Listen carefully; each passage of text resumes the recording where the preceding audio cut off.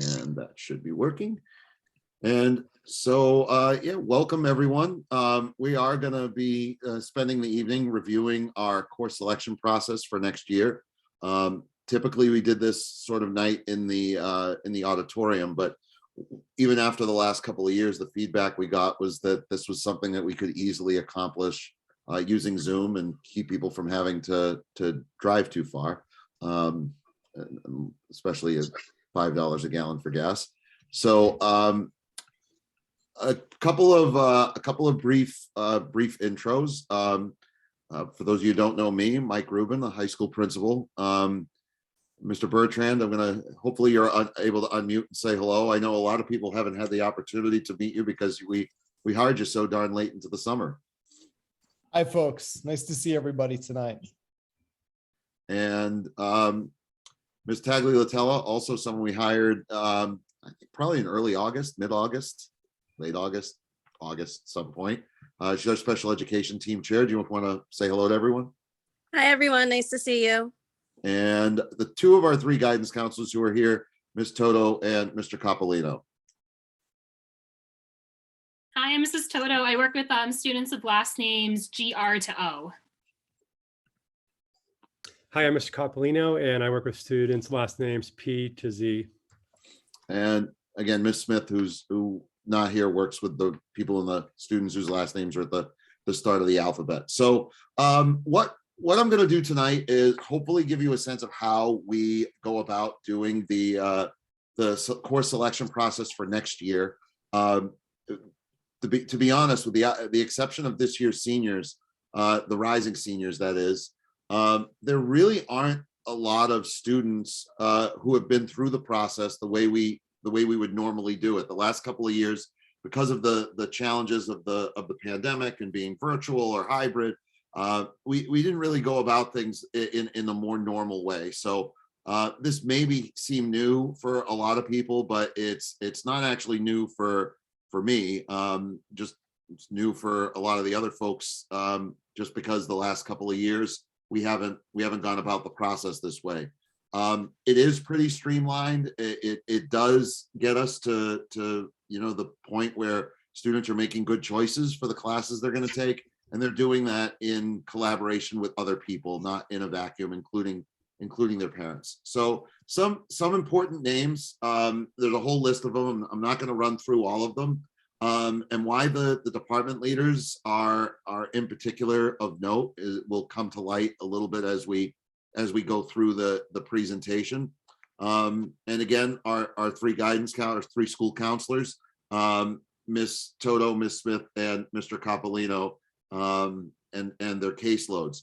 I share those three people a lot in this process because the three school counselors are really the gatekeepers for the process.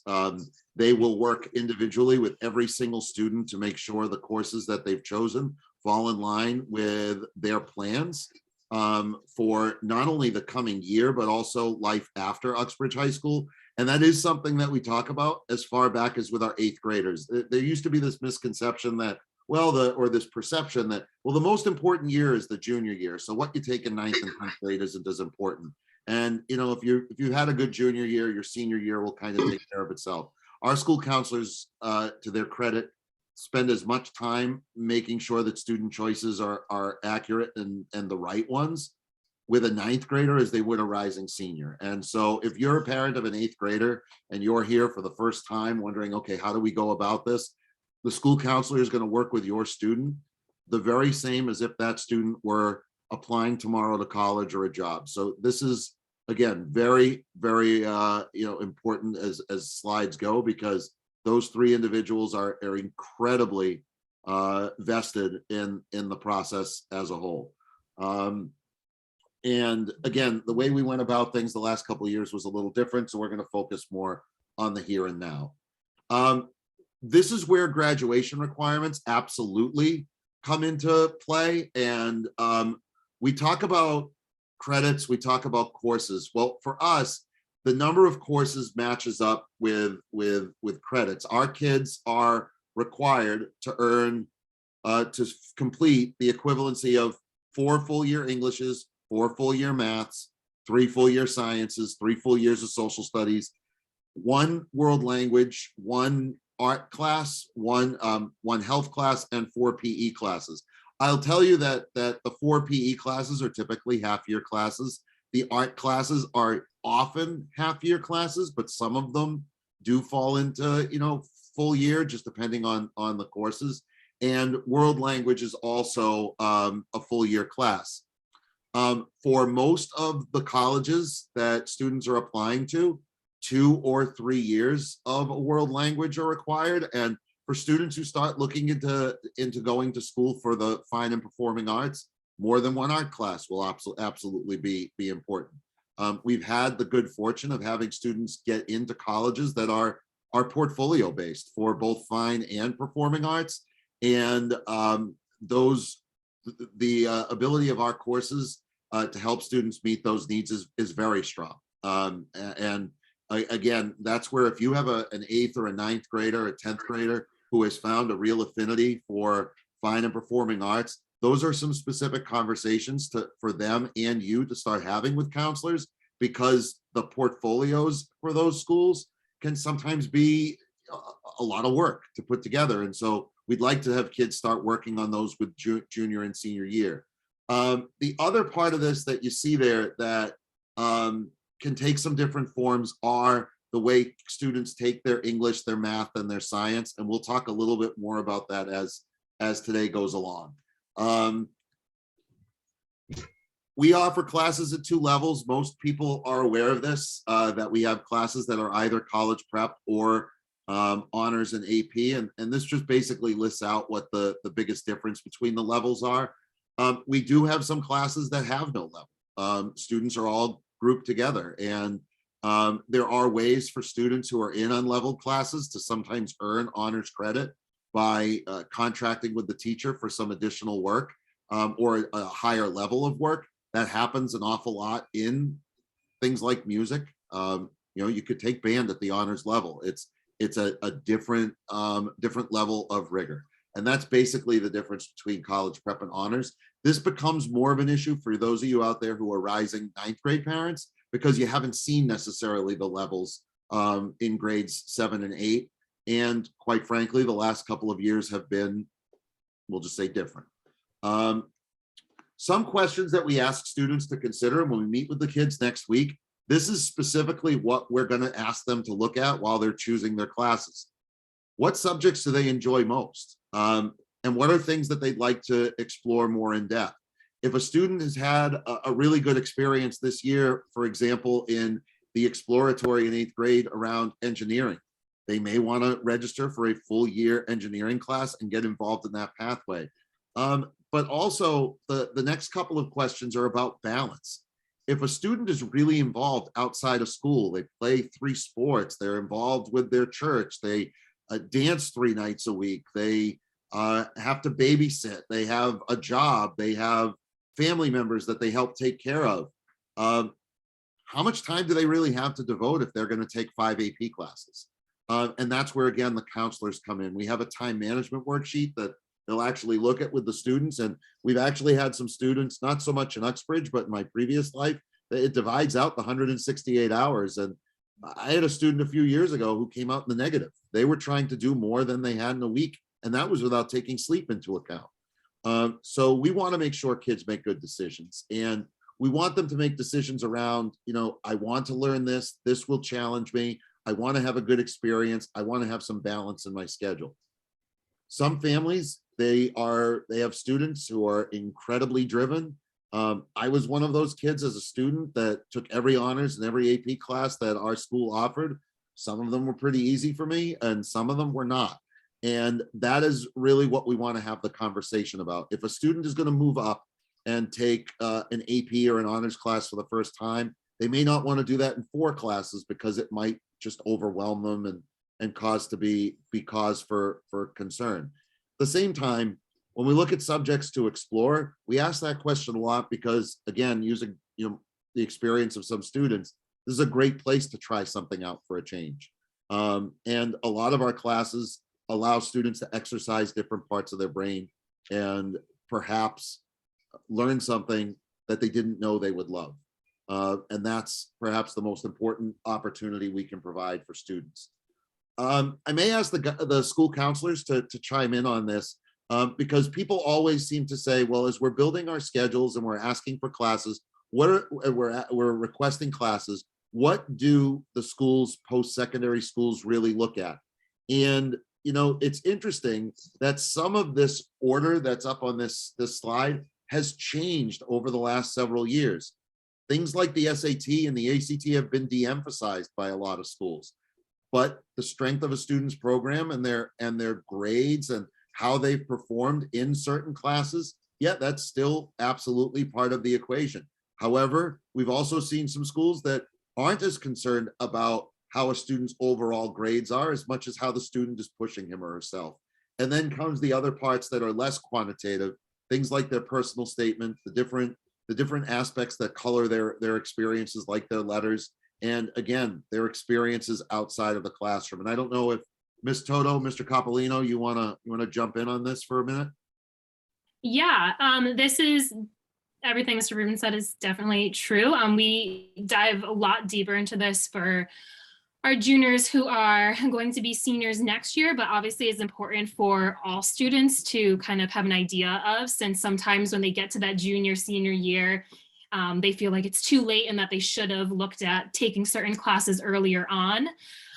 So definitely in terms of courses, challenging yourself, but also taking into consideration the recommendations, which I'm sure we'll talk about later, that the teachers are giving you. Because yes, if you can take that AP class, you can challenge yourself and take that honors class, awesome. That will look great for colleges, but you also don't want to take those classes if you're going to struggle, if it's going to affect all of these other things. So the strength of the program for sure, the GPA, like Mr. Rubin said, testing, we're seeing this being the second, third year of colleges really getting away from SAT testing in terms of requiring it.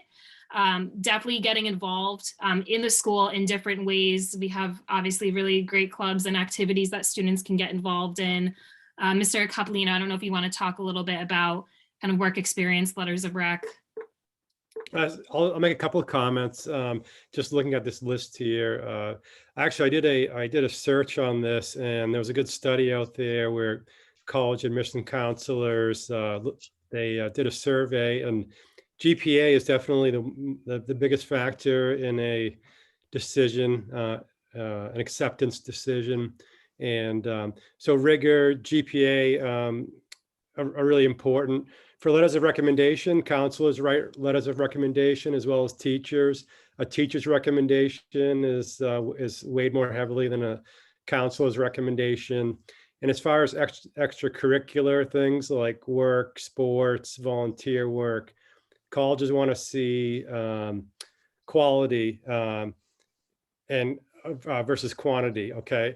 And they want to see it over like 4 years instead of doing like a little bit here and there. They want to see like 4 years of volunteering at the same church or volunteering, tutoring a certain student instead of just little piecemeal opportunities for volunteerism. So they want to see consistency with the extracurricular activities. And I do think Ms. Smith has popped in. I don't know if you want to unmute Ms. Smith and say hello.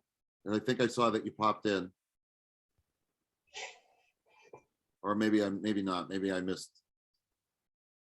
I'm sorry. That's my goof. I definitely, if you had anything to add, I wanted to make sure you had an opportunity. So again, we look at some of the different types of schools that our students are applying to. The good thing is, for those of you who are parents of sophomores and juniors who are here, we've done a lot of work over the last, I would say, 3 or 4 years. Since I've gotten to Uxbridge, I'm in year 7. So absolutely the last 4 or 5 years of having a lot of data on where our students have applied, where some of those schools that we've had some success, and where we have good relationships with admissions. And so when we start looking at different course recommendations of 4-year schools, the good news is when we say things like a student needs 4 lab sciences. We don't have any sciences that aren't lab sciences. We just don't. So there's no differentiation for us between some of those classes. When we talk about things like world language, a lot of students have started taking world language in grade 8. Having communicated with other schools that take Spanish 1 in grade 8, students who are getting to Spanish 2 or Spanish 3, and then after their sophomore year, decide to do something else, that is not being seen as an impediment because they do have 3 years of the language. Although with students who are getting to years 4 and 5, now with junior and senior year, that does open up some other opportunities for them. So the Massachusetts State College system requires 2 courses consecutively of the same language.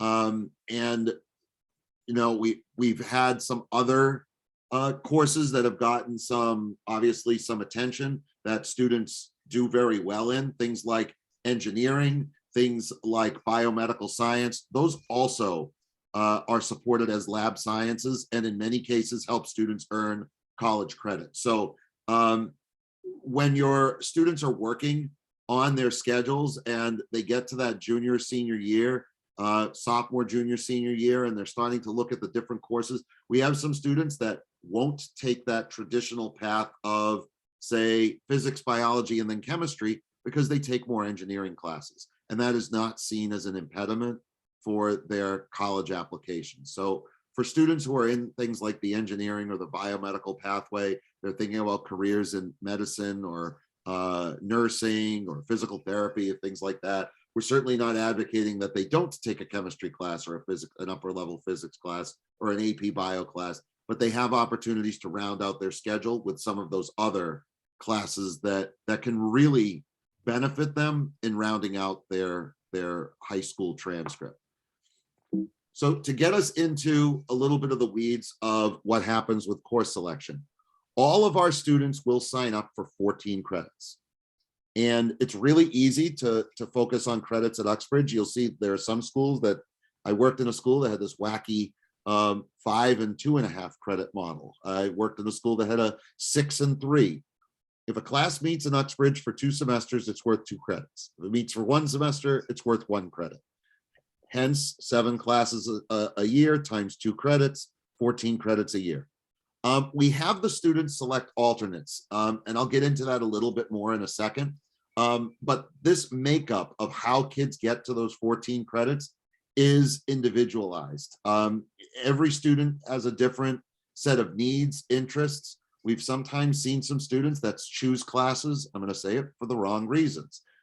They choose it because a friend is taking a class. They choose it because they're worried about how their transcript is going to look, even though there's a discipline they're not as strong in. We have students that will bite off more than they can chew with multiple courses at a higher level, and it ends up submarining their entire experience. And then there's other students who have certain requirements that they need to meet, or they want to get out of the way earlier. And we could certainly support that in a lot of different ways as well. The alternate classes, particularly for rising 9th and 10th graders, allow us to round out the schedule if something gets full. I mean, that's sometimes happens that something doesn't fit a schedule because not every single class runs every single period. A lot of students end up putting alternates in for their electives. It's not typically happens with their core classes, but that's kind of like those discussions around, well, I would really like to take team sports in phys ed, but if team sports fills up, I'm good with taking personal fitness as an alternate. And that's kind of the more standard kind of alternate discussion that happens, because if a student wants to take pre-calculus or algebra 2 or junior English or Spanish 3, they're getting into the course that they require. So the alternates are really around electives and around things that, again, can help fill out the schedule. We also have for upperclassmen early college, and Ms. Smith, Ms. Toto, and Mr. Coppolino all have had students that have worked on this. This is open primarily to seniors, but also possibly some juniors. And I want to explain a little bit about what early college is for all students. We offer classes through Quinsigamond Community College. Last year, we had 54 students, I believe, earn at least 3 credits. This year, I think the number is 37. It's a little bit of a smaller senior class. The only requirement is that a student has a 2.7 high school GPA. The class is offered online with a professor from Quinsigamond Community College. It is not taught by an Uxbridge High School teacher. We do build it into their Uxbridge High School schedule. When the student passes the class for an early college class, and I say when they pass because in the last 3 years, we have only had one student not successfully complete one of these classes. They earn 3 credits. Now, there is a cost involved in that. The course costs $275. The rub to that is that those 3 credits, they transfer automatically to any of the state colleges and universities, not just in Massachusetts, but in New England. And we have also yet to really find a school outside of a couple really elite type colleges where those 3 credits have not been accepted. So we've had some students that have taken, say, early college English and then say early college English, the second course with a psychology, potentially a personal finance class that we offer. We're planning on offering next year. There's a math class that we're planning on offering next year. It's essentially giving the kids that first year of college at a significantly reduced cost. I have a niece who has done the same program through Barnstable High School and Cape Cod Community College.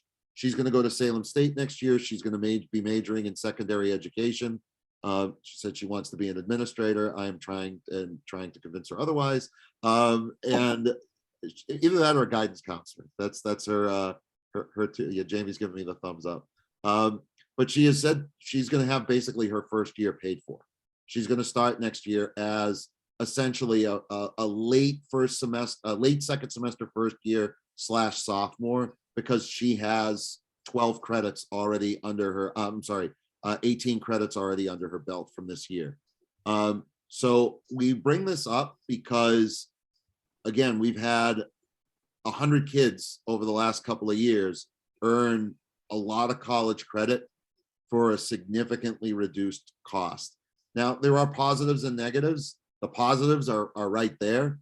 The negative is it's not our class. So when a kid has a challenge, they're interacting with a college professor, and we can't always be the lifeline that we can be when it's one of our own teachers. And we often have multiple professors teaching the classes. And so it's entirely reasonable to think that if I'm taking one section of it and Mr. Coppolino is in the second section, we could have 2 different professors with 2 very different sets of experiences. And that's a lot like college. For those of us who went to college, we'll remember that. But that's also a pain point for some of the kids. They have a hard time sometimes dealing with that. I don't know if any of the school counselors want to weigh in on early college before we move on. Yeah, and we're happy to talk with students and families kind of before that point to see if we think it's a good opportunity for you. It's a good opportunity for most students, but like Mr. Rubin was saying, it does take a little bit different of a skill set with independence and self-advocacy and things like that. So we're happy to help make those decisions with you. Also, hi, sorry, Ashley Smith, school counselor, technical difficulties over here. So one of the big things that I've noticed this year is we actually have more juniors this year than we've had in years past. So that's been an exciting turn that we've noticed. The other piece too is that they use a different platform than we utilize. So where we function primarily on Google Classroom, they use what's called Blackboard. So that's probably the biggest transition outside of how much independent work they do. Sorry, my toddler's in the background. So that's been the biggest shift, but once they get used to that Blackboard platform, it's really great to see them sort of take control of their learning. And that's the biggest part with this QCC early college course, is they're really taking control and taking accountability of that college piece. And for some of our students with disabilities who are considering the 2-year experience, this also gives them a little bit of a leg up, and it'll allow them to get that first couple of experiences at a post-secondary course with still their supports that they would get from a high school experience. And that is something that we'd like to grow. So if you have a student who is a junior or senior and thinking about a 2-year school experience, you know, Ms. Tagliatella, the team, and the school counselors will work with you to make sure that the student's appropriately supported. The other part of it is the college itself has something called the Office of Accessibility Services, used to be called Disability Services, where they'll take a look at the student's IEP and 504s and work with us to make sure they're meeting their needs. And Ms. T, I don't know if you want to add anything on that, but it's sort of one of those new and exciting developments for us for students with disabilities. Yeah, absolutely. And like you said, we're still there to support them, which is a nice piece. So if they have an academic support class, we can always help them there. And again, like you said, they'll take accommodations, they'll take recent testing, and develop a plan that will work for each student. Thank you. There are some of the classes that we offer. I want to be clear that these do not happen in addition to the courses that students take in Uxbridge. This will take the place of a class that students take at Uxbridge. So if a student takes English 101, they're no longer taking their junior or senior English. If a student is taking topics in math, that would take the place of whatever their mathematics class is. There's also a stats class that we've had some students take in the past and there's a college algebra class as well. We haven't had the enrollment, to be honest. We need a minimum of 8 students to run the class, and we haven't had the numbers. Part of it is this year we had a really, like I said, a smaller senior class. And again, one of the things that we work with in our pathway classes is that students work on their skills, and that grades don't tell the whole story. So we want students to be able to talk about what they've learned, and not only what they've learned in terms of their content, but how they've learned it in terms of those skills. So those are some of the elements that we're really hoping that your students will be able to gather, again, whether they're going into 9th grade or they're going into 12th. I'm going to touch quickly on some of our school pathways. Our innovation pathways are connected very deliberately to industry. These are the classes that, you know, help students earn technical credits, they earn academic credits, and they all culminate in a capstone or which is a senior project or an internship. Under the direction of Mr. Mora this year, our Dean of Students, and in collaboration with the counselors, we have 54 students this year who are doing some sort of internship or senior project. That's in a senior class of 90 something. That's a really awesome number. And the goal is for our students to walk out with not only the credits, but also some real world credentials that could help lead to job placements, or as we found out this year from our students who went to college, they're pretty advanced when they get there, particularly our students who are coming out of biomed, media, and engineering. They're a leg up. And I will say that we just started our business pathway this year. We plan on offering a couple of different classes next year in marketing and personal finance, which will be a little different than the ones that we have already offered. And we're feeling pretty good about where those courses are going to lead us as well. Students who are involved in the pathway have, again, never been locked out of any of their classes. It kind of just gives them a little bit more priority, if you will, over their electives, because their elective courses are tied to a program. The benefits of them, we get our curriculum, we align the curriculum with industry, and so it focuses both career and college prep. The story I like to give is, and then some of you have probably heard me say this, I used to have I had a student a few years back in one of my previous lives who, you know, somewhere along the line told somebody, I think I want to be a nurse. And after she graduated from high school, had done everything right, took all the classes she was supposed to, wonderful student, vice president of the student council, just awesome kid. She went off to college to be a nurse, came back Thanksgiving and didn't realize that she really didn't want to be a nurse. These decisions are too expensive for us to make mistakes with. And we really don't want your students to spend $70,000 on a year of college to come home and say, I didn't like it. Or I don't like what I'm studying and cost a year.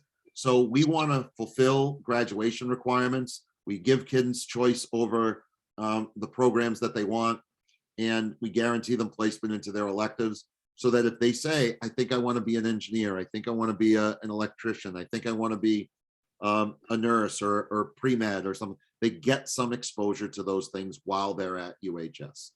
I am not going to play the video. Actually, you know what? It'll give me a chance to pause. I am going to play the video. Could you guys hear the music when it came up? Okay, good. So this is about 5 minutes. I'm just going to play this video real quick, and I'm going to shut up for a second.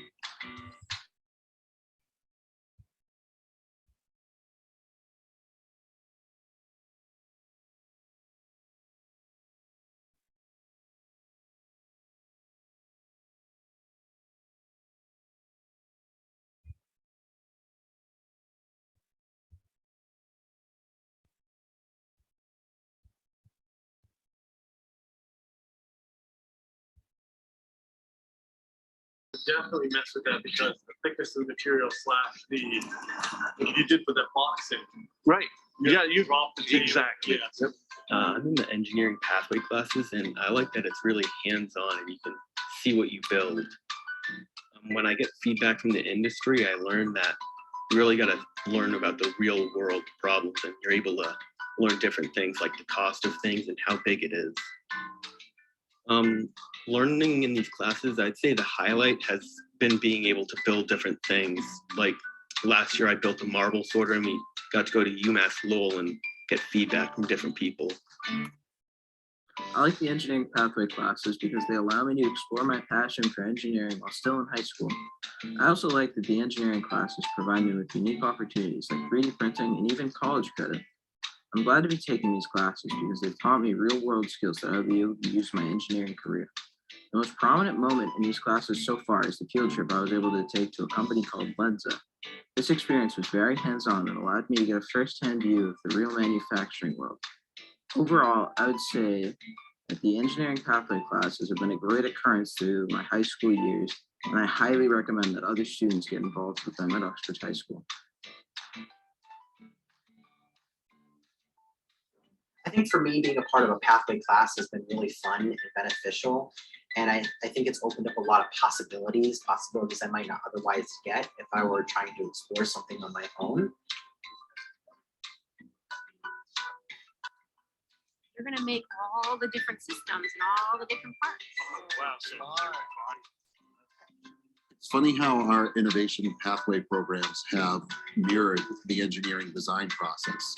You know, we built a prototype and we tested it, and we went back and we revised it, and since then we've made some adaptations, and as a result we have a program that our students, our teachers, our counselors, our support staff, and our community can get behind, and we have really enjoyed a lot of success, and I'm so proud of the work and the partnerships that we've been able to pull together over these past couple of years.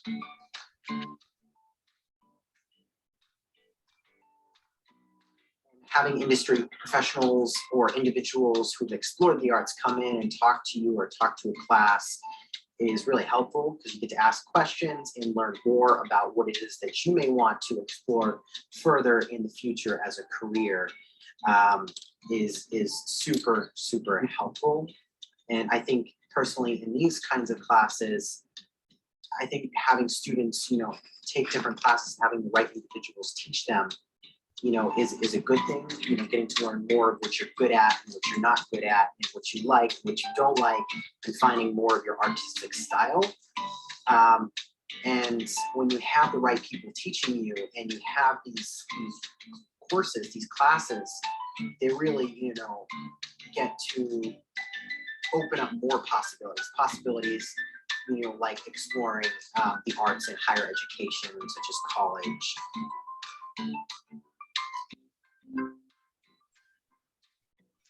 Oh, having these right classes and having the right people, teach them is super beneficial even in a high school setting.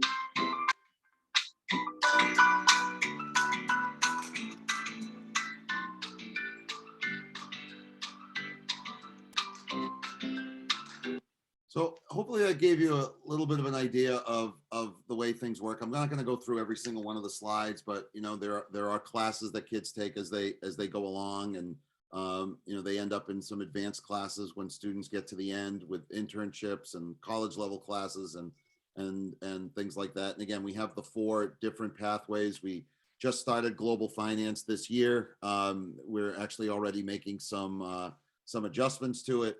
But it's off to a pretty good start. And again, we really try and focus on hands-on learning across the board, not just in these your engineering class, but across the board. We want kids to learn how to think, and we want them to develop skills that'll allow them to be successful after high school.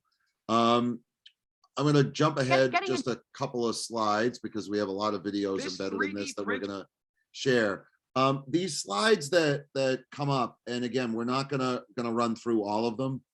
When we send them home and you follow along, they'll give you all of the different courses that students are eligible to take on a year-by-year basis.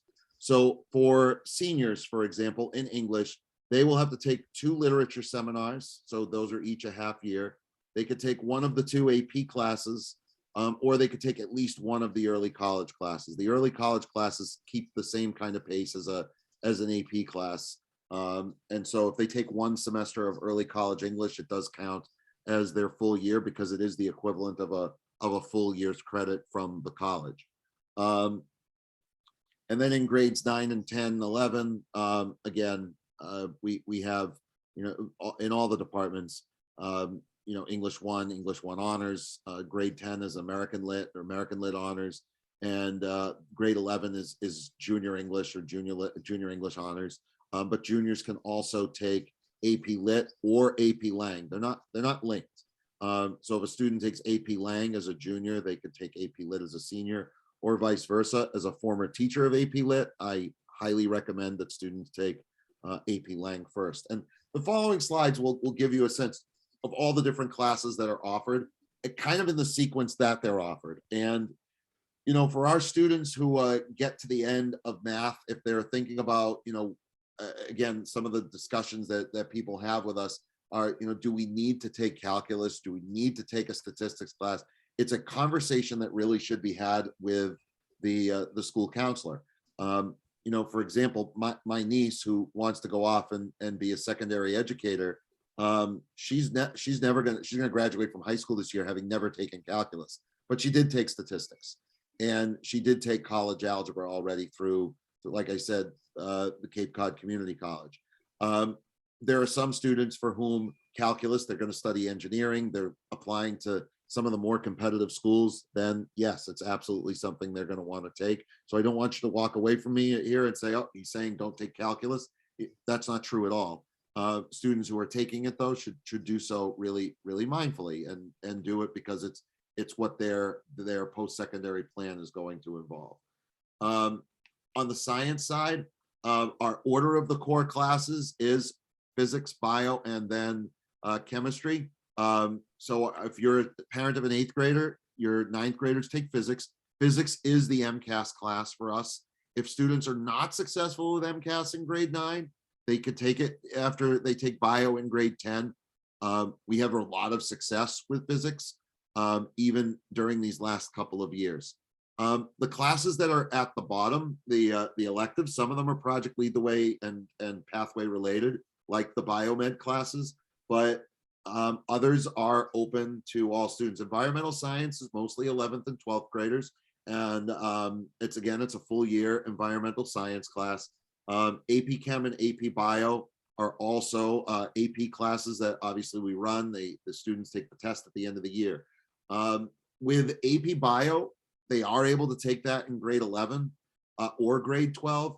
students really can't take AP Chem until they've taken the earlier chemistry class. It's just way too much content, and the grade 11 Chem class is a prerequisite for AP Chem. And if we don't have the numbers to run some of these classes, we have some options in working with families because, for example, a couple of years ago, we only had, it might have been this year, we only had 2 students sign up for AP Chem. And so we're not going to run a class of 2, but we worked something out with those students so that they were able to have some other opportunities. Tech Ed, some of these classes, the ones with the asterisks down the bottom, are 1 semester classes. The one class that's actually not there, and I wish I had included it, is advanced design, which is like a graphic design 3. The kids who have taken 2 years of video or 2 years of graphic design. We also have a class that's also not listed there on CNC machining, which is like computer coding and computer coding with respect to woodworking. You saw one of the in that video, the student who was making that Patriots symbol in wood. That was all done by computer aided design. And the other class that we've just started offering the last couple of years is an intro to computer science class as well. In social studies, we have a 3-year core. Most, if you've had older children or you remember your own experience, it probably looked like something like world history and then US 1 and US 2. We revamped the program over the last few years that it's basically a thematic approach to social studies over the 3 years. Students will complete a civics project just as they did in grade 8. They'll complete one in grade 10 as well now. Those are both requirements of the Commonwealth. And Global 1, 2, and 3 incorporate both American history and some world history so that students get a full experience of the last several hundred years of history. And again, pretty thematic approach to it. We have a bunch of social studies electives that are listed. And again, for students that are taking these classes, especially the APs, AP US History, AP Gov, we have found that students do not necessarily need to take Global 3. They can substitute in like an AP US History. Some students like to do the AP US History as seniors after taking 3 years of the global history, Global 1, 2, and 3. It really is a conversation to have with the counselor. Most of our foreign language offerings, Spanish, are offered by level, and students move up and down. I mean, I know that a lot of people have talked to us about how the goal of world language at our school is for kids to use the language and not just memorize a bunch of words and then not ever use them ever again. It is heterogeneously grouped, which means there is no level, there is no college prep, there is no honors. It's just Spanish 1, 2, 3, 4, and 5. Spanish 5 will be an honors level class, and the students who get to that level, we will be offering something called a seal of biliteracy. There is an assessment that students can take at the end. If they score a certain level combined with their score on MCAS, they'll get a recognition on their transcript that essentially says they're biliterate, I'm sorry. And that allows them some really great opportunities professionally when they leave Uxbridge High School. Again, we already did the tech ed. In terms of music, band, chorus, we have guitar, percussion, and drama workshop as half-year classes or intro to theater arts. Chorus and band are mostly, they've in the past we've had like a grade 8 band. Depending on the numbers for next year, the students may all be combined, and it really just depends on numbers. For students who are looking to continue their pursuit of music, the recommendations for that tend to flow through Mrs. Penza, but the other classes have no prerequisites. Any student who wants to take a music class is open to take, intro to guitar or intro to drumming, which we're really hoping to run next year, despite whoever's in the classroom next door, their protest. In terms of art, we have Art 1 or Art Foundations as sort of a prerequisite class. I mentioned that we have advanced design coming next year. similar to like a graphic design 3. The reason I bring up drawing and painting 1 and 2, ceramics 1 and 2, textile design, sculpture, and my favorite class, Art Zero, the art class for people like me who don't have an artistic bone in their body. Every one of these classes is an experience that students will not get elsewhere. For example, ceramics, there's not a lot of homework because you can't bring the kiln home. And this is just an opportunity for kids to, again, downtime, stress relief, a lot of just genuine fun that happens in these classes. And again, they're taught. We have a great department, and a lot of times kids discover something along the way. We have a release going out in a couple days of a student who's going to get state and national recognition for the work they did in our art department. So the family, consumer science, and business. Again, we have some foods classes. We have some business classes. We offer child development. Child development comes with it for students who are thinking about studying education, post-secondary. A passing grade in child development earns college credit. It's fully articulated with the Mass State College system. The hospitality management class is like advanced foods 2. It's like a 3rd class in the foods world. Again, great life skills, great opportunities for kids to learn things that give them a little bit of a brain break. And again, from wellness, there are a couple of new offerings. The 2 that I want to really take a moment to point out. One is unified PE. It's something I'm really excited. Actually, you know what? I'm not going to talk about it. I'm going to put Catherine on the spot. Ms. Tagliatella, would you like to talk a little bit about what unified PE is going to mean for our school?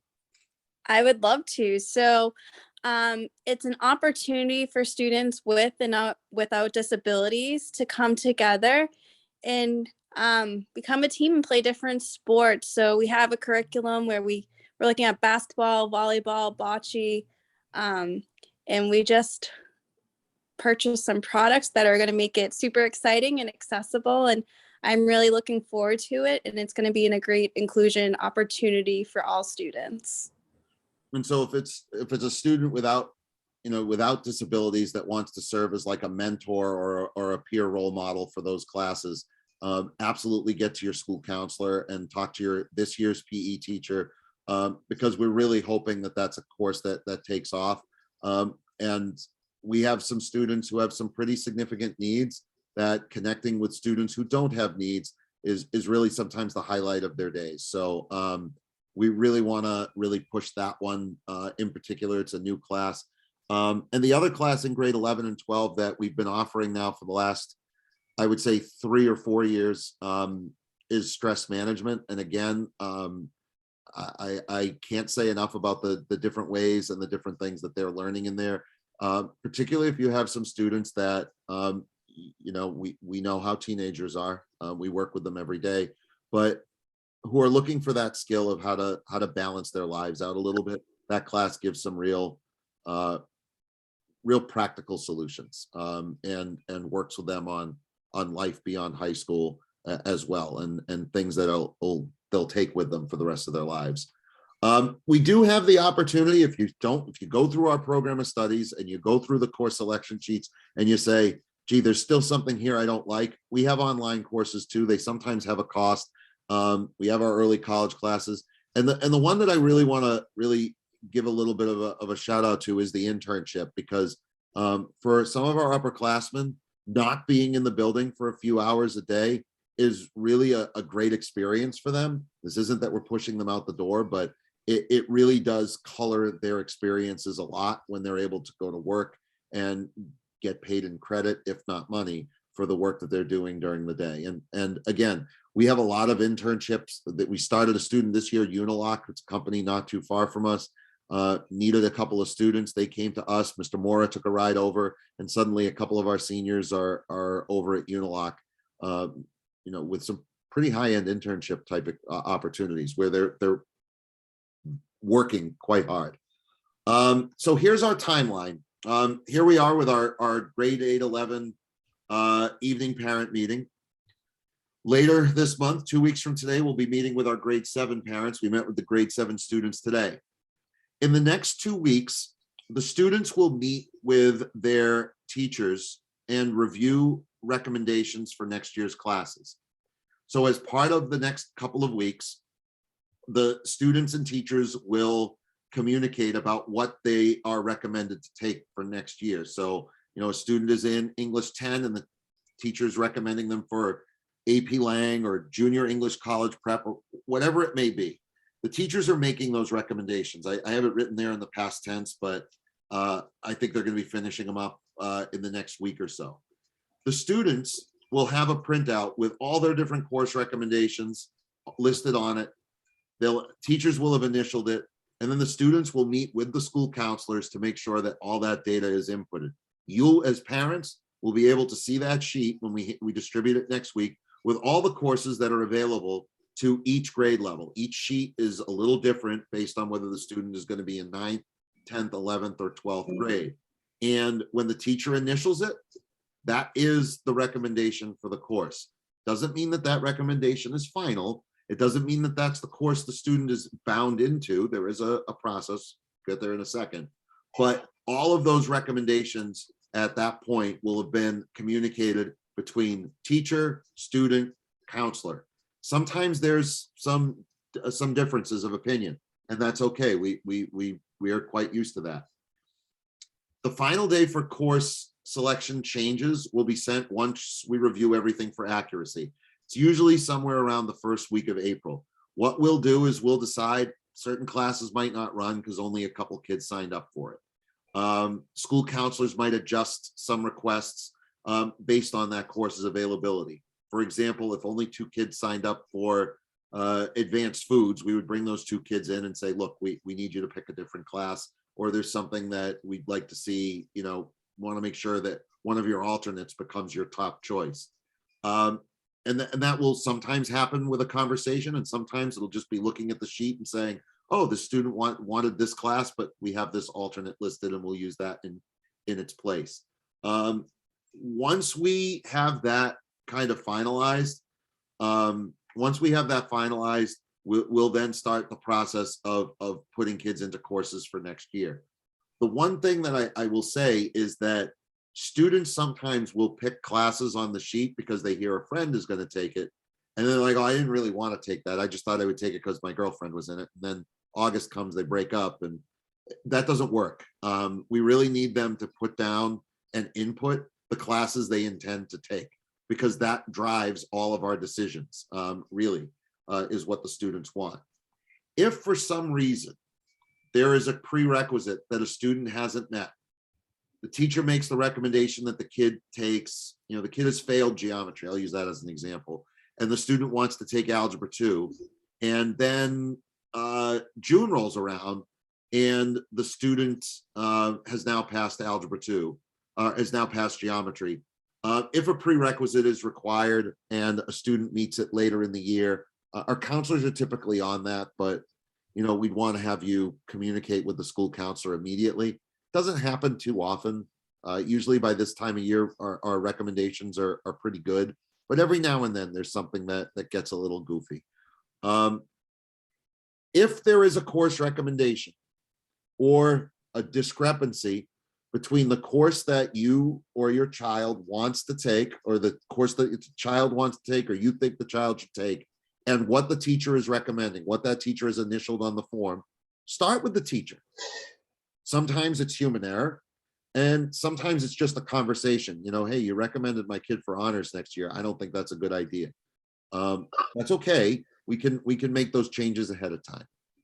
If you have a question about a specific class, the electives or the course description, I'm not sure what this class really means, you can contact me, you can contact Mr. Bertrand, you can contact Mr. Mora, you can contact the school counselors or that big long list of department leaders from the beginning that I'm going to show you again in a second. But if you have a question about the overall picture of the student schedule, that's the conversation to have with the counselor. Sometimes a parent will give a call to the English teacher and say, gee, I really don't understand why you recommended my kid for honors. They got 5 other honors recommendations. I don't know if that's the right thing to do. The English teacher is looking at this solely through the lens of English. They're not looking at it through the lens of English and math. They're not looking at the science recommendation. We deliberately ask them not to do that so that the counselor can be the one kind of looking at the overall picture, the overall load. So when you're looking at it and you're saying, gee, something about these recommendations isn't adding up for me, please contact the school counselor. Please go through Mr. Coppolino, Miss Toto, or Miss Smith. And I don't know if any of the three counselors want to chime in on that before we move on. Yeah, I would just like to add that if students are recommended for honors level courses, they are absolutely welcome. If they choose to drop down to college prep level, to CP level, they are more than welcome to make that decision. However, on the opposite end of that, if a student is not recommended for honors or say AP level courses and they're recommended for that CP placement, they can't just say, I want to take honors and that's it. There's a little bit more of a process that goes along with that. Sometimes, depending on the situation, it's more a conversation that says, why don't we wait a little bit of time to see if your teacher feels a little bit different after like Q3 wraps up, a little bit into Q4. And then other times it does come down to a course override form that we can provide to students that they can get signed off on. It just sort of goes through all of those channels that Mr. Rubin just mentioned to just sort of say that everyone's in agreement. The recommendation was initially college prep. The student parent is on, they want to take honors or say that higher level. And these sort of the stipulations that are going around with that. So those are, again, those bigger picture conversations we will have with every student for whoever that comes up with. And to that end, anything, I just typed this into the chat, that link that's there are some FAQs, the differences between levels. How can I make changes? An override form if you have you'd like to go into honors, but you were recommended for college prep. We have all of those forms listed on that link. It's under the academics page of students and families on our website. So everything is there.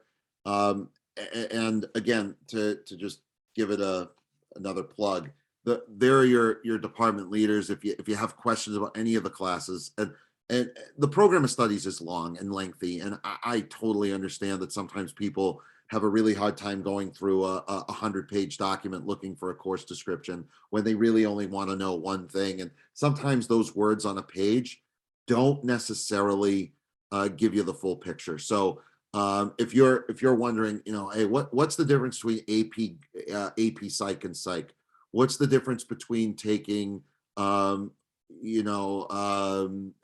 and AP stats? I can answer that question. I think Ms. Pryor could probably answer it better. I know the school counselors could answer that question, but the course description tells you a difference. It's a bunch of words. So I understand if people aren't going to go directly to the program of studies. That does it for the screen share. I'm just going to hit stop share for a second and bring it back in here for a moment. If people have questions, I have not really checked the chat, so I don't know if there are questions in the chat yet. But if there are some things that, are specific to your student, I would say reach out to your school counselor sooner rather than later. This isn't really a great venue for doing that. If there are general questions on anything that I wasn't clear about tonight, like I said, I'm going to post this video, send it out, post the audio to the podcast site. It'll be everywhere in a lot of different forms. My hope is that this will be a pretty smooth process. It'll be back the way we used to do things, and our students will probably find out like exactly what their schedules are. Usually it comes out sometime in July or August, just because we have to roll the district forward. And we sometimes don't know who's teaching. We always have people who are, some people leave, some people retire, and we don't want to, publish a student's schedule and then, the schedule changes and suddenly the kid's like, well, I thought I was going to have Mr. So-and-so and now I don't. And it just creates more havoc than it's worth. I will say that this isn't really a huge issue in Uxbridge, but if there is a particular challenge that you have had with a schedule, another student, a staff member, something that has just not been a good fit, we don't do a lot of accommodating. We don't let people pick like the teachers that they're going to have necessarily. But if there's a real legitimate reason, if there's like a student peer issue or something that we need to know about that maybe we don't, again, reach out to the school counselor, reach out to Mr. Bertrand, reach out to me, and we'll do our best to kind of keep those things in mind so that, you know, we don't want things to be any more difficult. And again, some of these things are really minor in the grand scheme of things, but we want to make sure we do right by the students. So, Ms. Toto, Mr. Coppolino, Ms. Smith, Ms. Tagliatella, Mr. Bertrand, anybody have anything to add before I open the floor to some questions, if anybody has them? I'm getting head shakes. And I don't see Jamie, so I see everybody else though. All right, so if anybody has any questions, feel free to, you know, either type them in the chat or unmute or what have you. Otherwise, I'll stay on for a little bit after I hit stop record if people have specific questions for me, but hopefully this was helpful. And people have an idea of what's going to be coming over the next few weeks. In fact, I am going to hit stop record right now. And that way